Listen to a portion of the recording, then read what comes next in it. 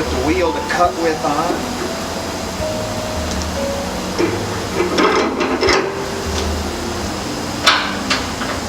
Tighten it up.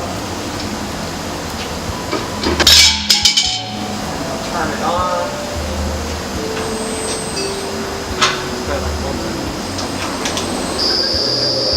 I'm going to take this rim off. It tilts, and then you speed it up.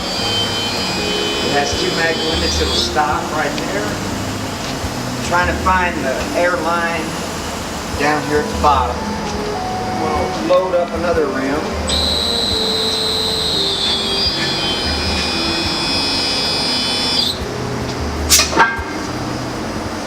Okay, so that's how it loads.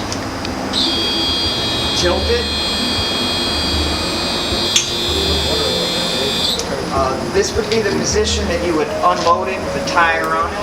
Sometimes you do a little bit of work on the backside, or you can polish it right here. Polish it here. And then get the angle right, polish it on the other side. You're able to turn the table at about 8 hertz, and this is about 1.5 speed right here. You're able to tilt it real slow or quickly.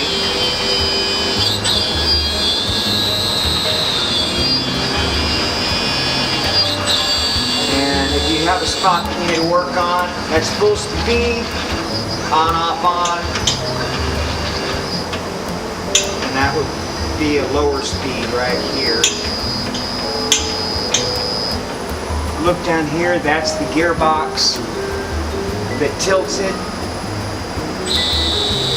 Got an idler, that's a Nord from Wisconsin.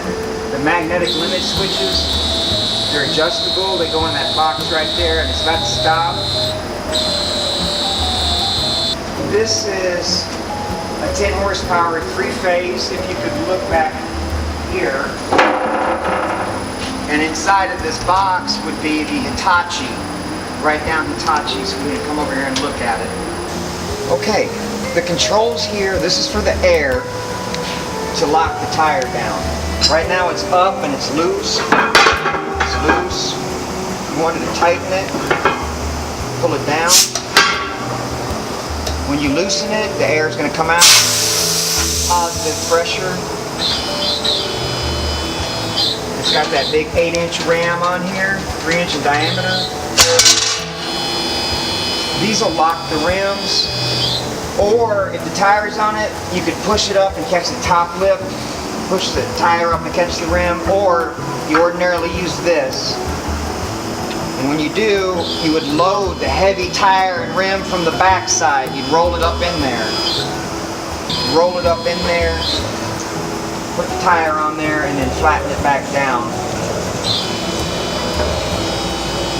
Center it up, and you pull the pressure down and would chuck it. We're at 100 hertz, it's rotation. This is what normally 60 hertz would be, and it slows down to 8 hertz. You want to tilt it slowly to polish,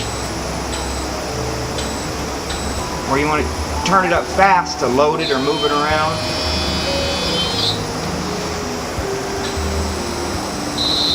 It's got a Nord gearbox on the bottom from Wisconsin. From over there tilts the table.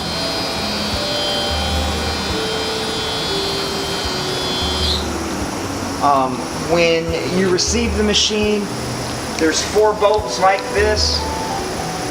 On each piece, there's 2 pieces, 4 bolts there. You'll line it up with about 3 inches in the middle. It's a little bit too much space. It needs to be about 3-4 inches. And then all you'll do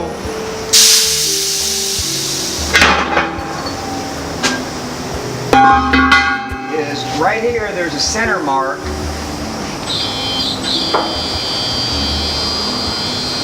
You'll work off of that. You might be a little bit, a 1/2 inch or 1 inch off to the side, to your preference, how you want to polish them. That's the boom block. Okay, the belts that turn it, there's 3 of them. They're an AX series, so they'll grab real good. It's got an idler right here to keep that belt vibration since they're so long quiet. It's got a 10 horsepower, 3-phase electric motor, North American Electric. You can get a 15 horsepower. This is the option for you to be able to polish at 30 hertz or to be able to polish it at 100 hertz. It soft starts it. It has amperage overload. It has a torque. It's got some kind of torque boost. I don't know how to explain it other than it's like a flyweight. It keeps it just rolling. It keeps it running. Okay, these bearings, these 4-bolt flanges, there's one on each end here. Grease these about once a month. On the bottom of this linear shaft, up under here, there's a grease zert. Grease that frequently and put a lot of grease in it.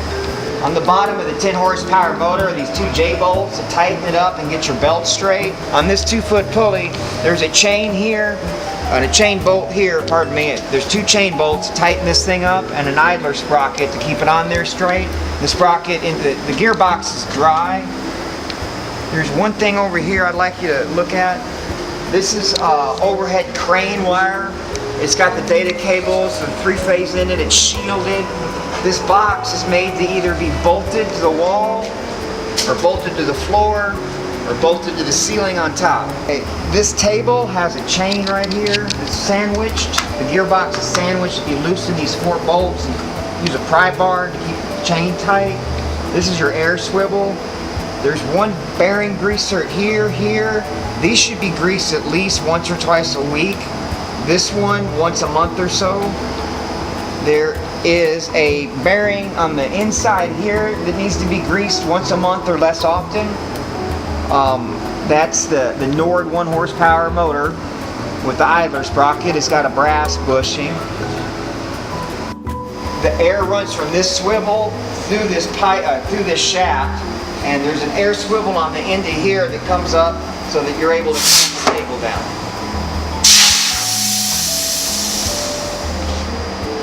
Bearings here, I would suggest greasing them daily.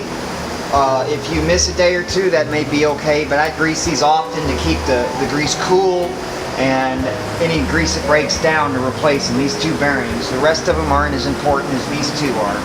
This is the handle. You can either loosen it to lower it,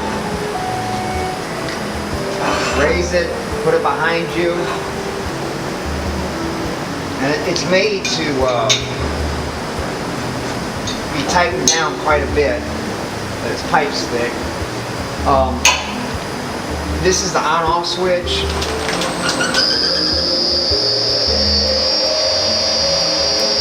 That's your emergency stop. This is a ramp so that your gloves are less likely to break the speed control for the arbor. This channel iron right here, if you take this pipe off, you could pick it up with your fork truck if you need to service it.